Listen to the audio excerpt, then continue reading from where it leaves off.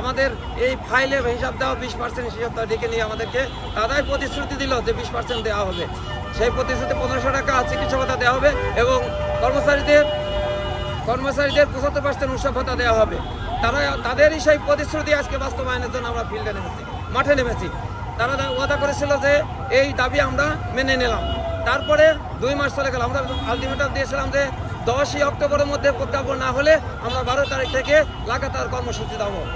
কিন্তু দেখা গেল 5 অক্টোবর, যেখানে শিক্ষক দিবস, শিক্ষকদের মর্যাদা দেওয়া হয়, শিক্ষকদের সম্মানিত করা হয়, সেই দিন আমরা যখন প্রতিষ্ঠানে শিক্ষকদের মর্যাদা নিয়ে আলোচনা করছিলাম, সেই মুহূর্তে এই প্রজ্ঞাপন জারি করা হলো। সেই মুহূর্তে এই প্রজ্ঞাপন আমরা দেখলাম যে আমাদেরকে 500 টাকা বাড়ি ভাড়া বৃদ্ধি করা হয়েছে। আপনি চিন্তা করেন যে 500 টাকা বাড়ি ভাড়া, একটা ফকিরকে ভিক্ষা দিলে আজকে 10 টাকা নিচে ভিক্ষা দেওয়া যায় না। তাহলে আপনি যদি 30 দিন 30টা ফকিরকে ভিক্ষা দেন তাহলে 300 টাকা হয়। যদি 2 জন ফকিরকে ভিক্ষা দেন তাহলে 600 টাকা হয়। তাহলে আমাদেরকে ভিক্ষুকের থেকেও নিচে নামিয়ে দেওয়া হয়েছে এই প্রজ্ঞাপনের মাধ্যমে। তাই আমরা ঘৃণা ভরে তীব্র নিন্দা জানাই এই প্রজ্ঞাপনের। আর এই প্রজ্ঞাপনের নিন্দা জানাই আমরা ফিল্ডে নেমে এসেছি। 10 তারিখে আমাদের দাবি মানা হয় নাই, তাই 12 তারিখে আমাদের 10 তারিখে আলটিমেটাম শেষ হওয়ার পরে আমরা 12 তারিখে রাস্তায় নেমে এসেছি। 12 তারিখে যখন প্রেস ক্লাবে আমরা আন্দোলন করি,